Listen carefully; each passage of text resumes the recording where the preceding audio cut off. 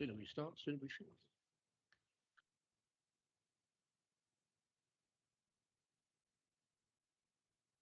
Good evening, members. This evening I can actually say good evening, members, and not members of the public, because we have no members of the public here. We only have one person in the public gallery, and that is not a member of the public, it's another councillor. So good evening. As you all well know, I'm Councillor Dennis Spooner, the Chairman of the Planning Committee, and I'm pleased to welcome you to this meeting of the committee.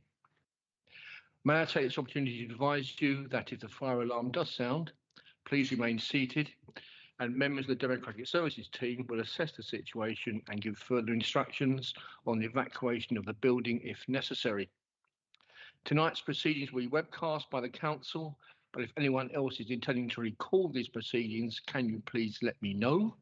I ask this question not to stop you, but merely to ensure that the members, and there isn't anybody else here in the room, know that this is happening. So is anybody intending to record? No, thank you. I would also like to advise members that they should only address the meeting by way of their microphones, and to remind them to turn their microphones off when they have finished speaking. Item number 1 on the agenda, apologies for absence. We've received apologies from Councillors Perry and Councillor Reardon. I can't see there is anybody else missing at the moment. I think Councillor Hastie is on her way.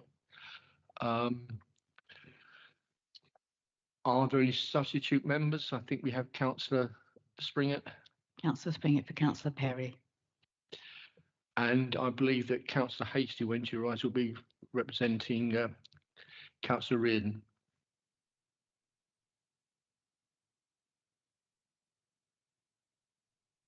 Visiting members, we have one. We don't know who you are, so you better identify yourself. Ed Cornwall, Councillor Ziggy Jabinski, to say a few words on agenda item 16.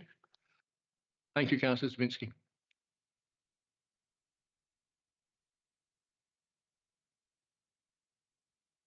Item number 4, items withdrawn from the agenda, there are none. Item 5, date of the adjourned meeting, which I'm sure we won't need, but that will be next Thursday. No, on Monday, sorry, next Monday. Item number 6, urgent items. I intend to take the update reports, which you've got copies on your desk, and any verbal updates as urgent items as they contain further information relating to matters to be considered at this meeting. Is that agreed? Thank you, members. Disclosures by members, are there any? Disclosures by officers? Thank you. Disclosures of lobbying by members, are there any? If I go clockwise, Councillor Cox. Certainly item 13 and 14 on our papers. Councillor Gooch. Item 13. Yeah, 13 and 14, Mr. Chairman. Thank you. Councillor Jeffries. Same, 13 and 14. Councillor English. 13 and 14. Councillor Harwood. A ditto. Councillor Kimmins. Yeah, same. Councillor Holmes. Yeah, the same, 13, 14. McKenna. Sorry, Councillor McKenna. Yeah, the same. I will also just note in regards to item 16, a possible disclosure. I am in constant contact with the applicants in regards to some services for myself. I don't think it affects the process, but I have been communicating with them on a personal level, but it shouldn't affect my ability to vote. Thank you, Councillor McKenna. That is duly noted. Councillor Springett. 13 and 14. And Councillor Russell. 13 and 14. And I've been lobbying on items 13 and 14.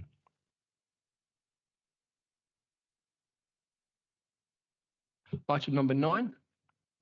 I move that all the items on the agenda be taken in public as proposed. Is that agreed? Thank you, members. Item 10. I move that the minutes of the meeting held on the 16th of November and adjourned to the 23rd of November be approved as a correct record and signed. Is that agreed? Thank you. Item number 11, petitions. There are no petitions this evening. Item 12, deferred items. I'll ask Mr. Jarman to give us a quick update. Yeah, thank you, Chairman.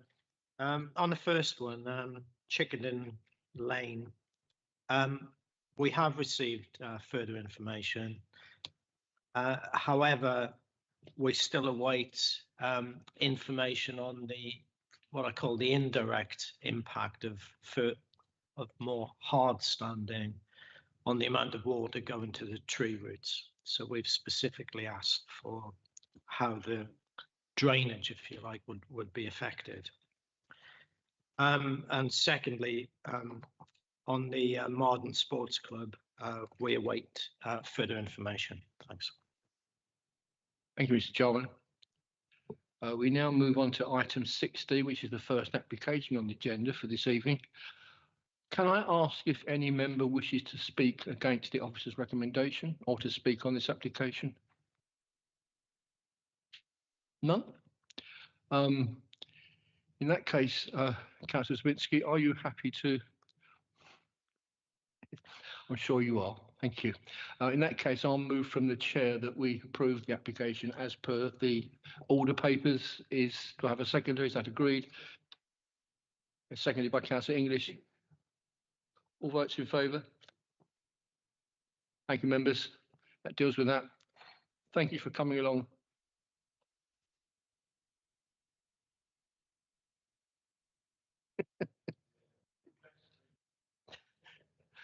Item number 15 on the agenda, Montrose, Sutton Road, Langley, Maidstone.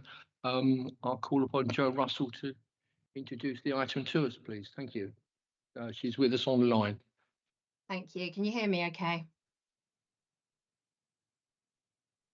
We can. Lovely. And can you see my presentation there? Yes. Great. Yes, we can see it on the screens. Yes. Lovely. Okay, thank you. So this is an application for demolition of the existing house and outbuilding and the erection of 2 dwellings on site. So the first photograph we have here, just wait for that to come up. There we go. This shows the front of the site, which sits on Sutton Road, which is the A274. And then there's a slightly wider shot there, which just shows the view of the frontage facing towards the west, where the site adjoins the Maidstone urban area and also a housing allocation that's currently under construction. So the site location plan here just shows the existing built form on site. Oh, hang on, let me just put my laser on. There, with the outbuilding next to it. And you can see it's quite well set back from the road. As members will see in the committee report, the site does sit within a ribbon of development, and it immediately abuts the urban area boundary and a large housing allocation, which just sits over this side here. A listed dwelling tile barn sits to the east of the site, and you can see that here on the plan. So this shows the proposed site plan. It shows the 2 proposed dwellings. They're set back from the roadside in a similar on a similar footprint to the existing dwelling. The applicant's kept hard standing to a minimum, although there is sufficient space for parking and for manoeuvring on site. And they've also provided generous green buffers to all sides of the site. The site doesn't sit within an open landscape, and it's not considered that it contributes to any wider landscape character. It's well enclosed on all sides by mature planting, and it's bounded to the north, east and the west by existing built form. So this just shows the front elevations of the proposed 2 dwellings. It's considered that the detailing and appearance of them responds well to the neighbouring listed building. It makes use of brickwork, clay tiles and sash windows. Condition 11 has been suggested, and that's been strengthened in the urgent update report to require details of these to be submitted for approval. The Conservation officer is satisfied with the proposal and its impact on the listed building. Just skip past, there's a couple of, the two side elevations are shown there and there. It's worth mentioning that given the location of the site in the countryside, it is acknowledged that this proposal results in harm, and as a result it is contrary to policy SP11 and is a departure from the plan. However, the degree of harm is a material consideration, and we've tried to emphasise that in the urgent update reports in front of members. It's not been considered that on balance, the harm is sufficient to justify refusal given the character of the area and the comparison between the existing built form and the proposed on site, which is already domesticated and very well contained. In addition, planning conditions recommended to ensure the quality of development is maintained, and that includes the conditions on the building materials that I just mentioned, strong landscape conditions, including the introduction of a double staggered front boundary hedge at the front. And on this basis, we've recommended that permission be granted. Thank you. Thank you very much for your presentation. I think Councillor English had his hand up first, then Councillor Harwood. There are quite a lot of conditions that probably need changing if we were going to approve it. So I have to say that I'm very uncomfortable with I know we had an inspector's appeal decision, which was, in my view, a rather strange decision that basically said that any development, as long as it's next to the urban boundary, is fine. And the same rationale is basically being used here. I think that's a very dangerous rationale to say we're just going to approve it because it's next to the urban boundary. If you follow that logic, every single last blade of grass in the countryside will be built on incrementally. So the reasons for granting this, if it's exceptional to policy, can't be because it's next to the urban boundary, because that is really opening a can of worms or sea serpents even, because it's such a large issue. So I really don't think we should be overturning policy on those grounds. If we are going to overturn it, it should be because it truly is an exceptional quality development. I'm not seeing that with this application. It's okay architectural quality. I wouldn't say it was exceptional or high quality. I think it's just okay, basically.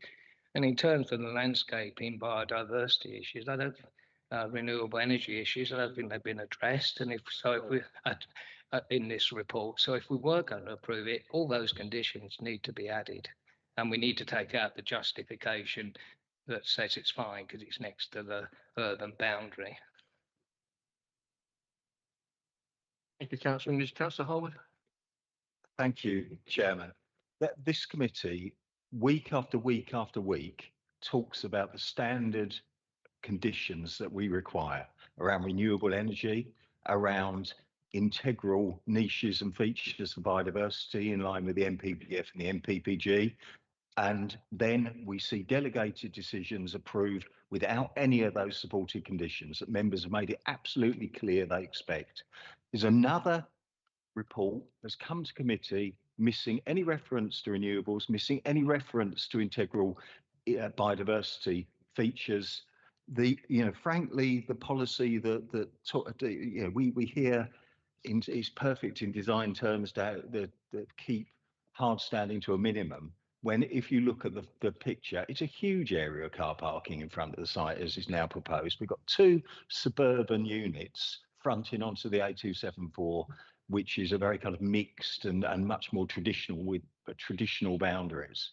It's just not acceptable. So if we are going to even consider approving this application, we would need to defer it so that officers can actually put the appropriate conditions on and actually look at the detail of this and give us a scheme so we don't end up with Grove Green on Sutton Road, as we will get if this sort of scheme is to continue along, and as Councillor English states, in a kind of ribbon development with inspectors saying, well, it's next to it, let that one go. But I really would like Mr. Jarman to come back as to how this got onto the papers. Thank you. If Councillor Harwood isn't doing it, I will move that we defer this application, but I would like a little more debate because we might have additional reasons.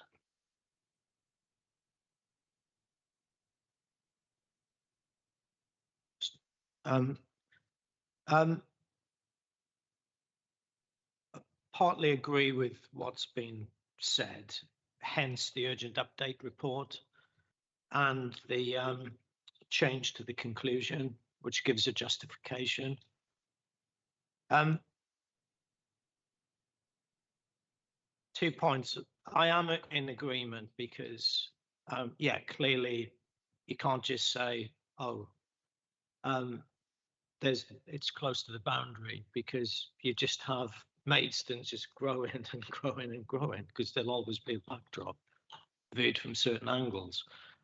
Especially here, because what is immediately to the east isn't housing, it's the landscaped area where we, in this chamber, we talked ad nauseum about getting a soft edge to what would form the new entrance to Maidstone, if you like, from the east. So I do agree with on that point, but I do think there is justification here because it is demolishing what is there now, and I do think that the houses are fairly modest. I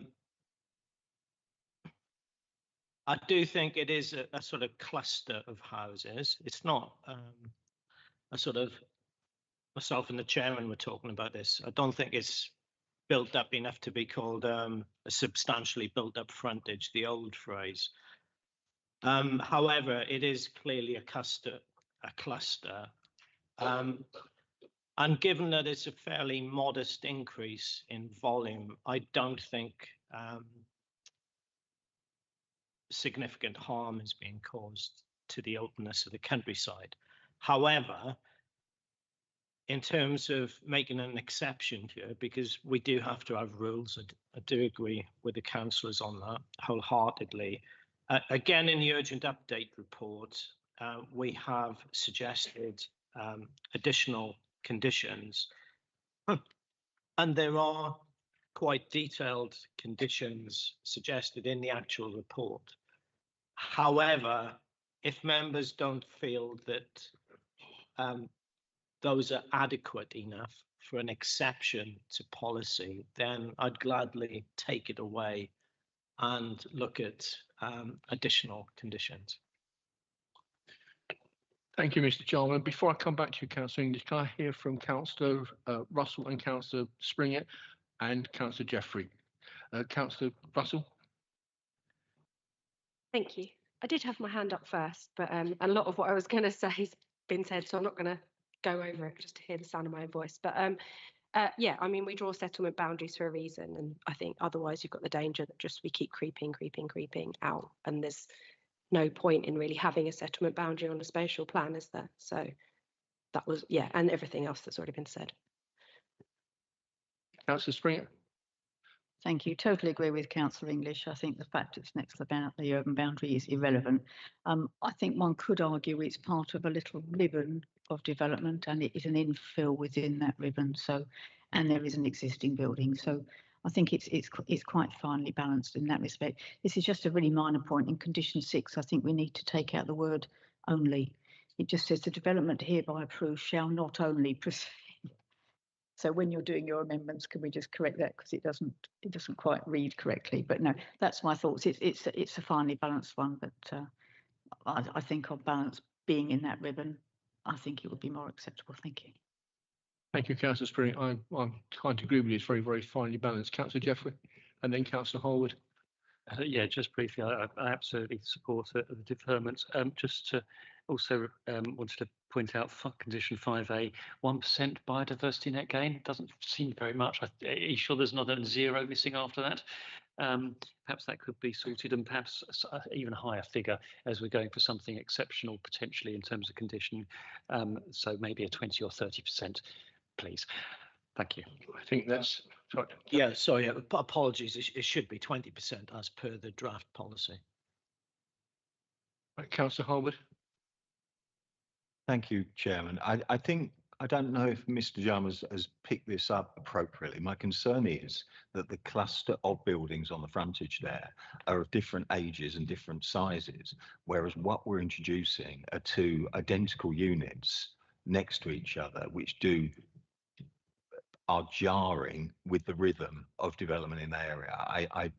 I suggest we should look at some architectural variation between the two units potentially to fit better.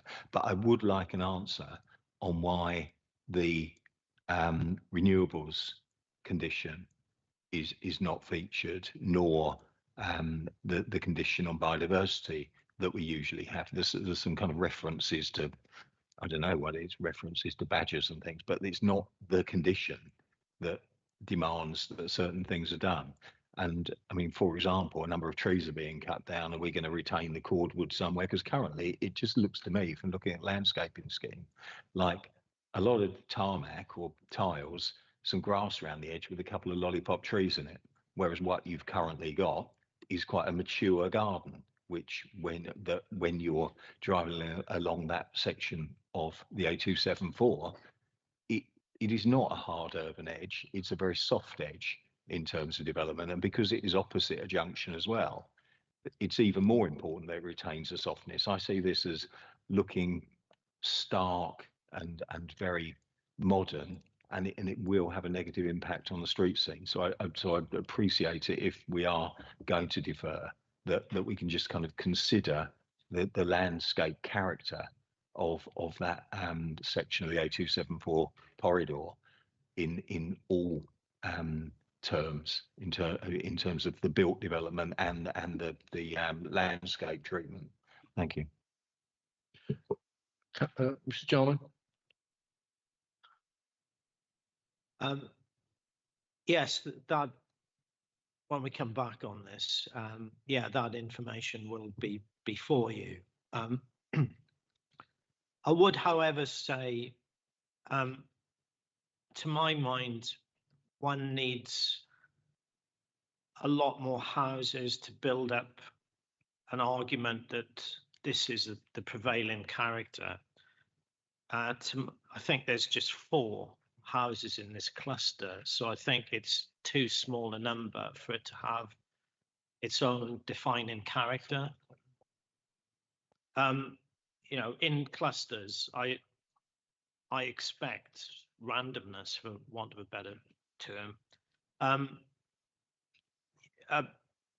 On the, you know, why aren't the, dare I say, sort of standard conditions on biodiversity and energy efficiency, renewables on here? It's because our sort of legally, our base is the residential extensions guidelines. That's where it contains that information. So we haven't got a great base for that. We could use the sort of nascent design and sustainability DPD, but they are, as you know yourself, they are quite, dare I say, they're not specific policies. But we, as part of the, hopefully the resolution, we will negotiate or just impose conditions on both biodiversity and renewables. Councillor, you want to come back on that? So 9, if we're arguing that this development is of an exceptional quality and therefore it is an exception to the policy, it should be of an exceptional quality. End of argument. It is not at the moment. Therefore, the view I take is that it should be deferred to try and reach at least close to exceptional, maybe not quite there. No one is arguing that at this point, at least, that this application should be refused. And I don't imagine if things go according to what we're talking about, that it will be, but we can do better. If we're saying it's exceptional, it should be nearer to exceptional than it is, because frankly, it ain't. Thank you, Councillor English. You did make a proposal for deferment. Does any other councillor wish to speak on this application, or does anybody wish to second? You seconded. Okay. Does anybody else want to speak on this particular item? In that case, there is a motion to defer, been seconded. Votes in favour?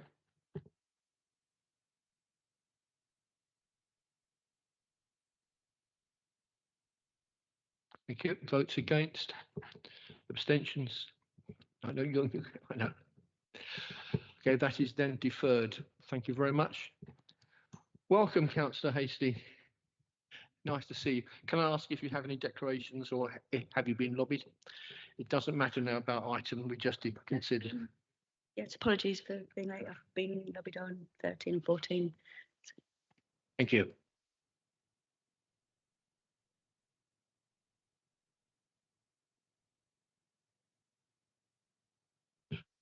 Right, we now move on to items 13 and 14, which is Salts Farm, Salts Lane, Lewes. There is an urgent update on this, but I'll ask Jo Russell to introduce her report. Thank you. Can you see the presentation okay?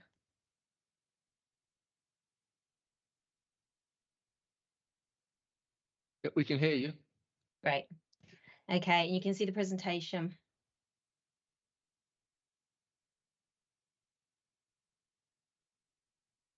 Okay, so the next two items seek planning permission and listed building consent for the demolition of the existing buildings and the erection of two dwellings with ancillary parking barns.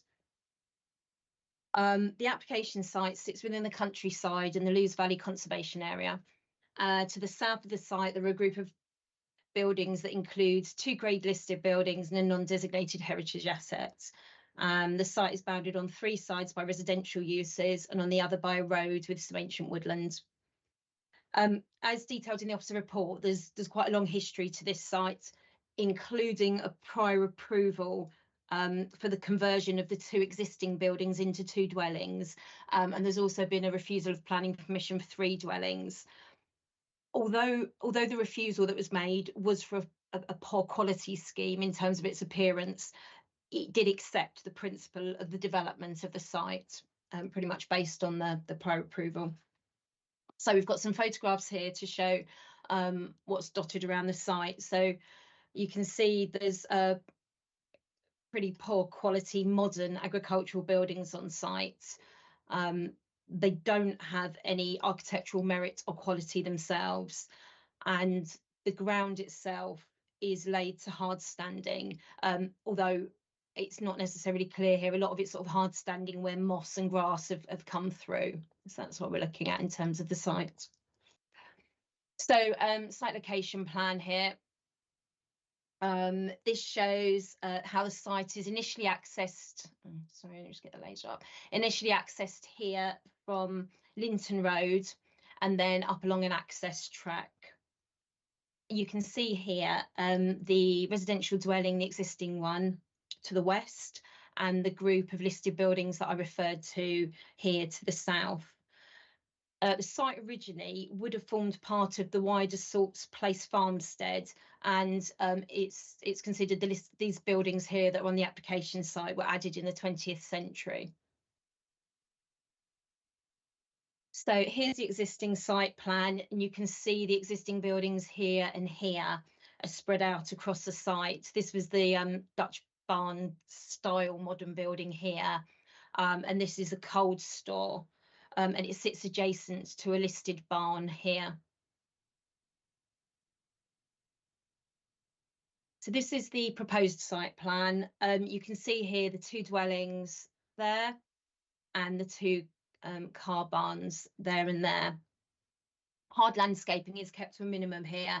The layout is simple, and it's considered that it nods to the historic multi-yard farm character by creating a sort of loose courtyard with sort of a couple of hay barns in appearance. You can see here the built form is concentrated to the west side of the site, which is away from the ancient woodland, which sits to the east, and it's also located further away from the built heritage assets. So this shows the landscape plan. There's a native planted buffer to the east along here. And this is where it joins the woodland. And then along with proposed landscaping throughout the site, it's a reasonably detailed plan, although further details have been requested by condition. It shows the elevations, the car barns, the simple low buildings, and the materials reflect the proposed dwellings, which are here. So plot 1 and 2 are almost identical. Very simple form. And as I said before, the aim was for them to reflect the appearance of a hay barn in stained black timber with slate roofs. It's been concluded that the principle of the development of the site has already been established, and the current scheme represents an improved development to what we've seen before in all regards, and it's therefore recommended that permission and consent are granted. Thank you. Thank you very much. Councillor English, Spring, and then Harwood, I think, or I can't remember. Was it? Oh, sorry. And Spring, English, and Harwood.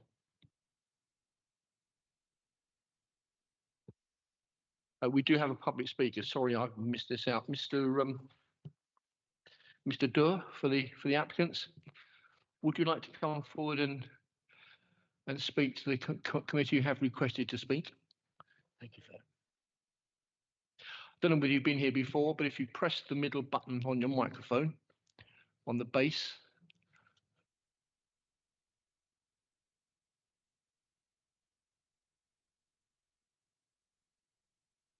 Perfect. In fact, you have 6 minutes because of 2 applications. No, absolutely. I don't think I'll be using all of them. Okay, and your 6 minutes starts as soon as you press the button.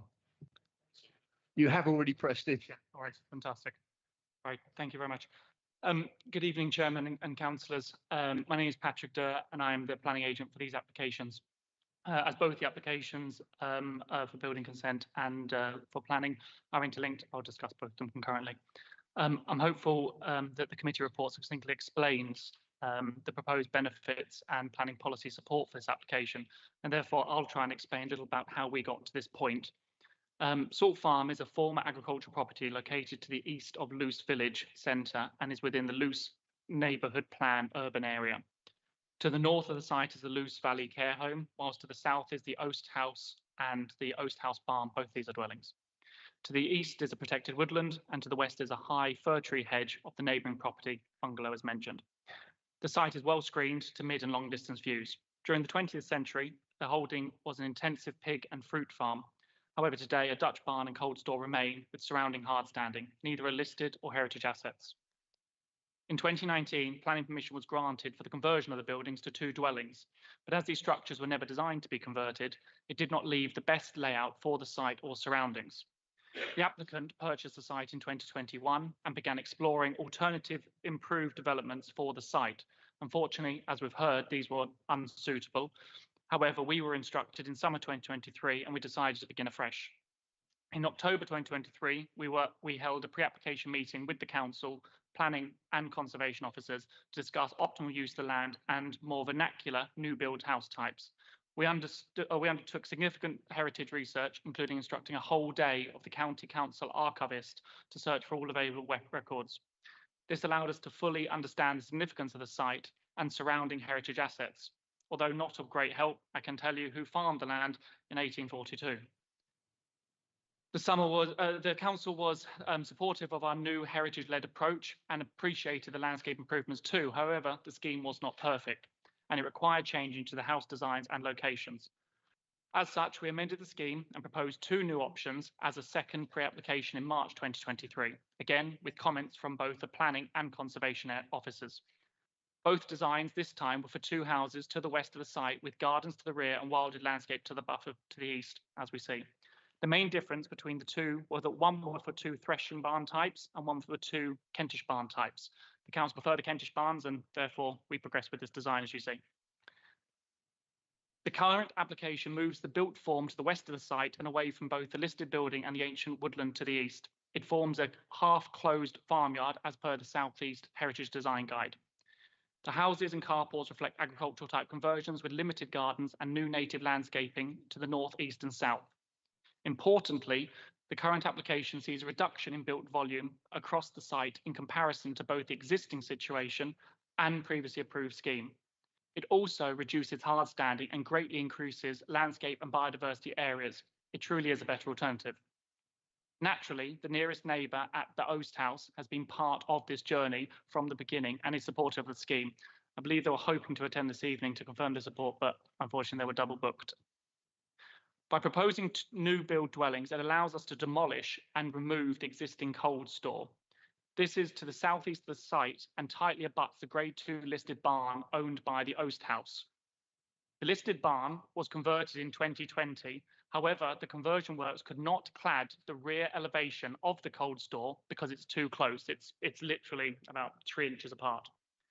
Therefore, another advantage of the scheme is that when demolishing the cold store, it exposes this rear wall of the Oast House barn, the Grade 2 listed barn, and will allow us to finish the building with timber weatherboarding to match the other sides. These works form part of the application and are conditioned. As clearly detailed within the committee report, the application accords with all related local planning policies and the Lewes neighbourhood plan. National policy is also met, and specifically the principle of finding the optimum use of the site, protecting heritage assets and enhancing biodiversity and landscape. Finally, I briefly mentioned the Parish Council objection, which unfortunately did not relate to the current application. The parish copied the same reasons for refusal as the previous scheme without change, despite these now not being appropriate. That was for a 3-house scheme, or 2.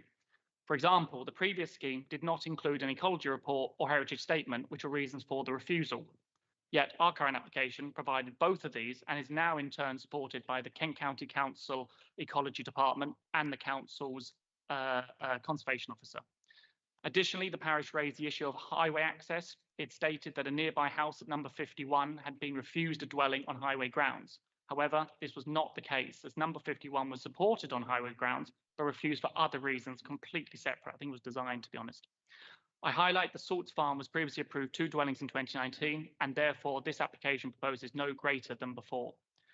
Also, there are no objections from the County Highways Department or the County Council either. The design was slightly amended in line with an objector, whereby we changed the base of the buildings from brick to Kentish ragstone as a further enhancement, and the roof from slate to clay tile to match the Oast House. I conclude by thanking the Council and particularly the Planning and Conservation Officers for working with us on this site and finding the optimum use which appears to address all the planning matters. It is hoped the councillors will support the proposal this evening, and thank you very much for your time. Thank you very much, Mr. Doerr, and well within your 6 minutes. Thank you. Right, so I think it's Councillor Springer, English, and then Harwood and Jeffrey. Thank you. Councillor Springer. Thank you. Well, my first question was funny enough about the slate versus clay tiles. And I believe I just heard the gentleman say that they're changing from slate to clay tiles on the roof. Is that correct? I've missed something. Was that hang tile? No, it's slate. On the side? As per the urgent update report. Right, so it is natural slate tiles, because I believe there was a request from locals or the parish council for clay. Is there a... Barn as modern as this.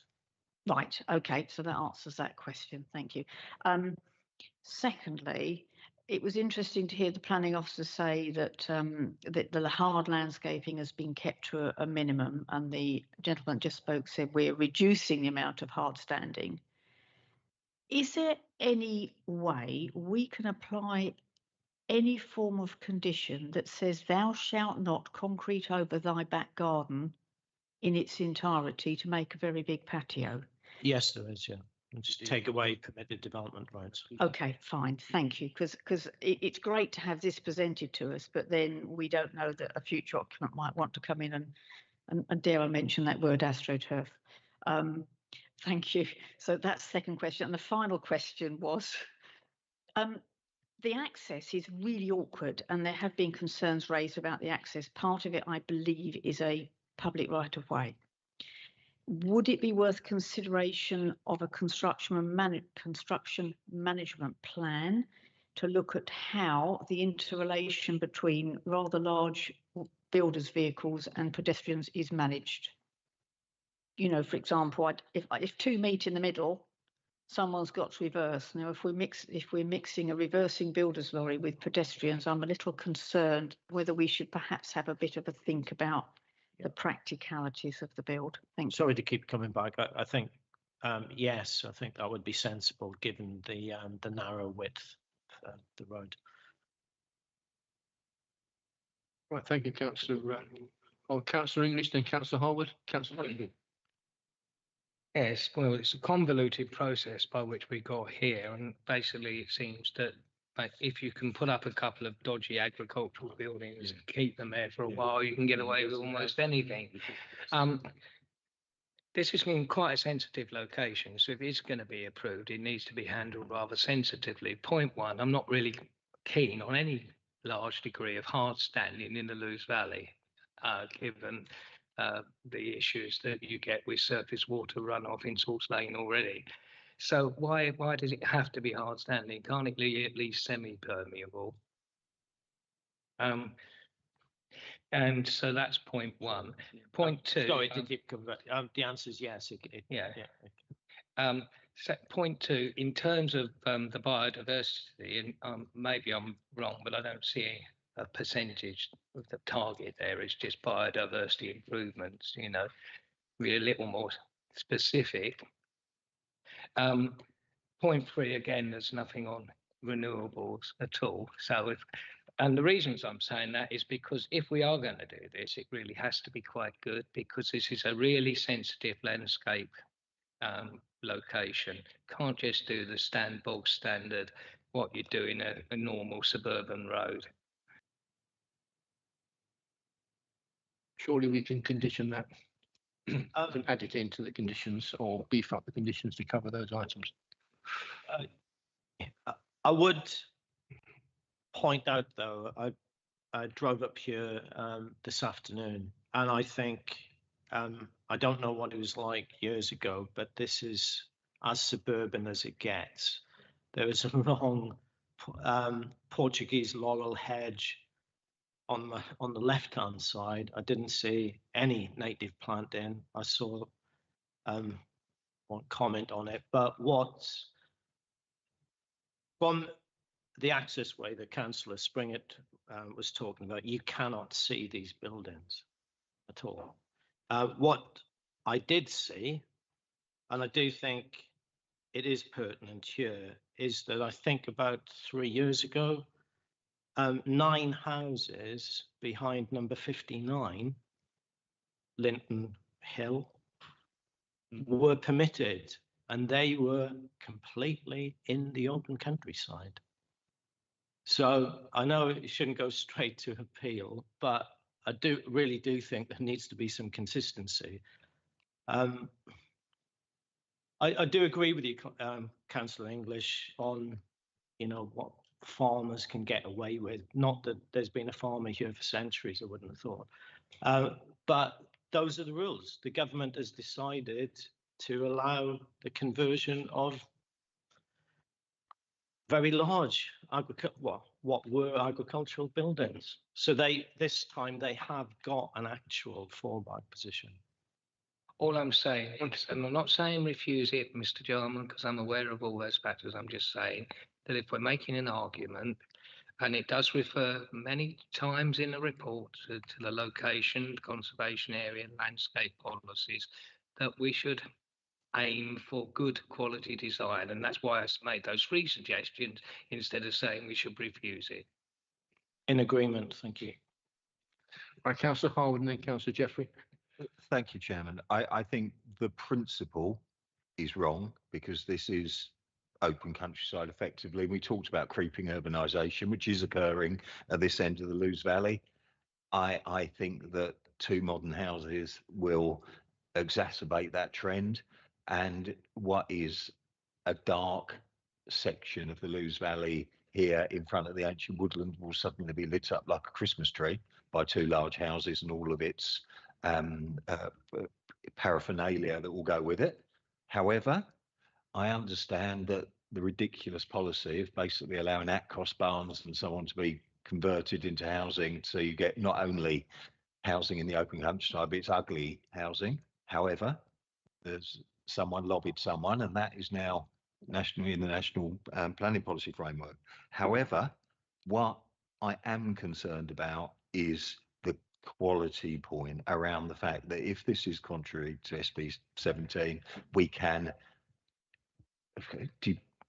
we can actually demand excellent quality. And I think, as Councillor English said, kind of the 10% renewables we've kind of negotiated with bulk house builders, I don't think really cuts it when it's two so-called quality houses in, a relatively remote, albeit suburbanizing location. So I think we do have a stronger arm here than perhaps we do on some other sites, and we need to use that.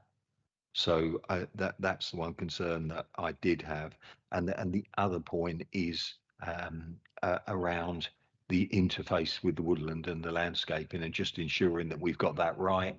And what I think is that we need to ensure that it's a 10-year policy because of the sensitivity.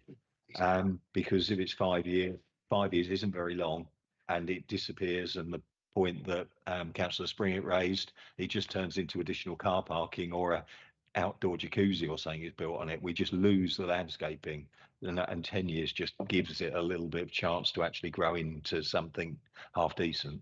5 years is nothing, and it's easy to remove. Thank you. Thank you, Councillor Hall. Councillor Jeffrey. Thank you. Yeah, I'm also worried about the fact it's contrary to policy SB 17. But I kind of hear some of those arguments. I'm still concerned that if we've made a mistake, however many years ago, that impacts on our decision now. That feels a bit frustrating. I absolutely agree with the lack of ambition in terms of the renewables. If we're going to put stuff like this, can we not get it to be passive house standards? Absolutely the best we can possibly get. The other key bit, I think, for me, the update nicely turns Kentish ragstone into natural ragstone, but it's still ragstone. Other stones are available, and ragstone is, by its very nature, Kentish. So can we get rid of that, because it is a very finite resource? Because we're talking about listed building, which is ragstone. There's what I call a Kentish barn next door, and this was the area where ragstone was quarried. Obviously not anymore. So the amount that would be used would be minimal. There are, joking aside, there are other brands available. There's Oxfordshire ragstone, but this is the heart of ragstone country, hence one of the reasons for the listing.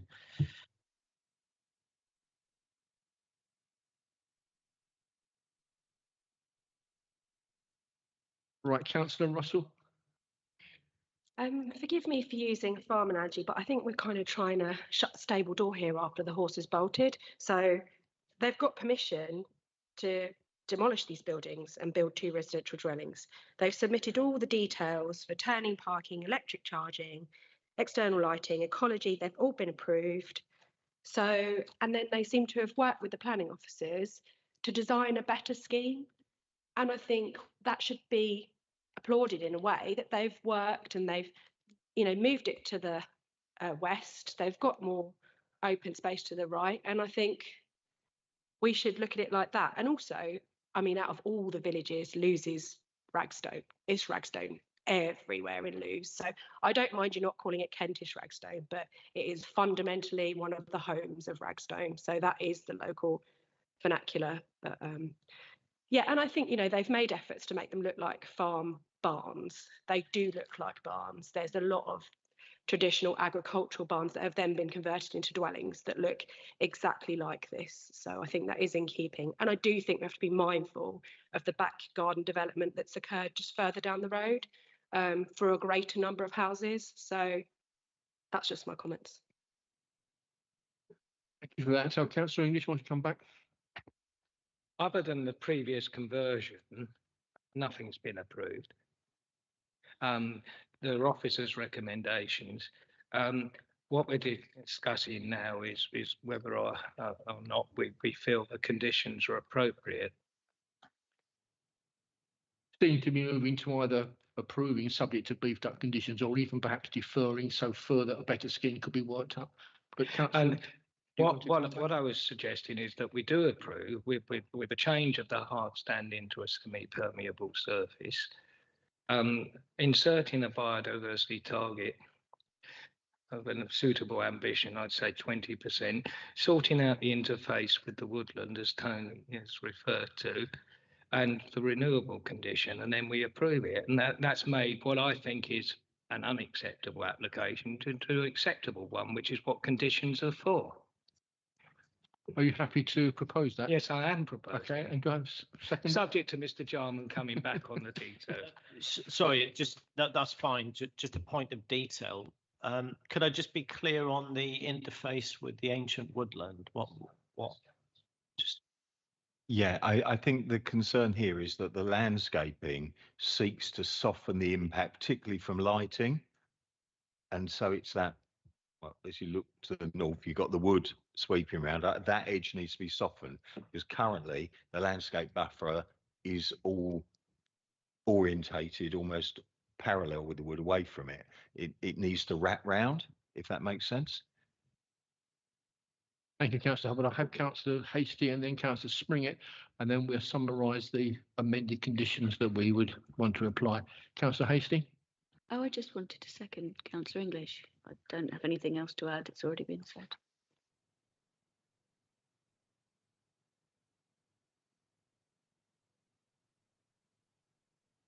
I want to second Councillor English.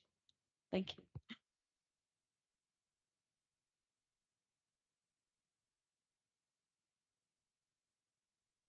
Right, Councillor Springett. I just wanted to ask if Councillor English would add with the production of a construction and management plan and with the removal of permitted development rights, because I think we mentioned those earlier. Thank you.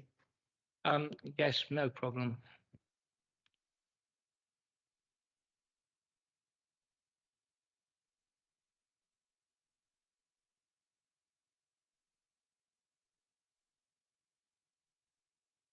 If I can come back, Chairman, on the point around the quality, because this is an exceptions policy and in open countryside contrary to SB 17, I think we seek to deliver the optimal sustainability of this in terms of energy efficiency and renewable. I don't think we can put a figure on it because the policy is a bit shaky. We're not quite Oxford City Council yet and say, yeah, carbon neutral by 2025 or whatever. But I do think that we seek to optimise that level.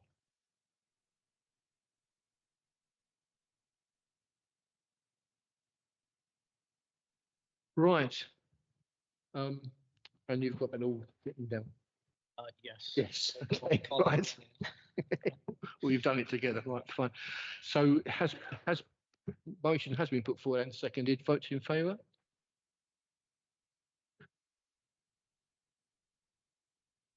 Votes against. Abstentions. So that is carried, members. Thank you very much. Interesting debate. Thank you.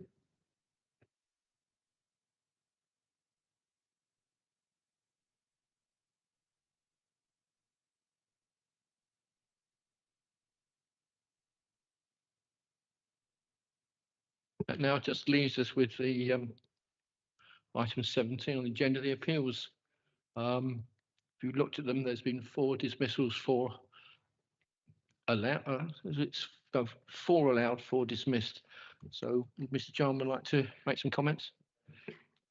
Like you alluded to, really, Chairman, a mixed bag. That's a good Victory, Little Gaines, Faversham Road, Lenham, where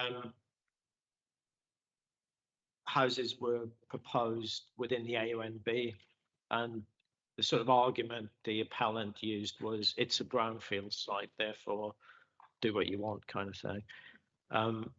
Thankfully, the inspector didn't agree with him. But disappointing on Forge Lane, Bredhurst, where at the last committee we refused, in my opinion, quite rightly, new houses.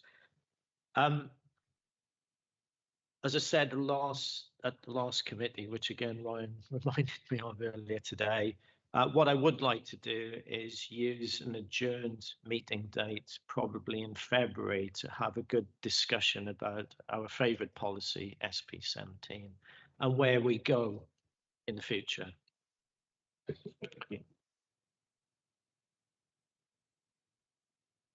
Thank you, Mr. Jarman. Councillor Russell. I just have one question for Mr. Jarman. So obviously at a point in time, we had the assessed Gypsy and Traveller need. We're now working on the Gypsy and Traveller DPD. My question is regarding all of the applications that are going through and getting appealed and approved at the moment. Those numbers, if someone got them carefully on a spreadsheet somewhere? Yes. Okay, thank you. Right, thank you, members. I'm very sorry about this. I need to take you back to the Salts Farm application. I'm told we need to make two separate votes, two separate applications. So if we do the planning application first, votes in favour. Thank you, members. And then the listed building consent application, we need to do two separate votes. Thank you. I'm sorry about that. Here we are. I know, where will we be without him? Thank you so much.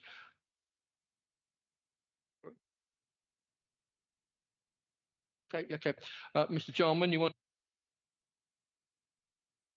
Just on a lighter note, I'd just like to wish you all a good Christmas on behalf of the officers. And I think we always have our ups and downs, don't we, in this chamber? But I think this year, we've had some really good debates, actually. And I think there's a lot of commonality, more than I've seen for some time, actually, between councillors and officers. So have a great Christmas. And what we say in Wales is Nadolig Llawen Ichwi. Right. Thank you, Mr. Chairman. I mean, I would like to thank the officers for their unstinting support throughout the past year. It's been absolutely fantastic. And I'd like to thank all you guys for putting up with me as your chairman. And I'd like to thank you for your forbearance, patience and understanding when things have got a bit difficult. But thank you very, very much. I wish you all a very Merry Christmas with the emphasis on the merry and a very happy new year. Thank you. And I declare the meeting closed.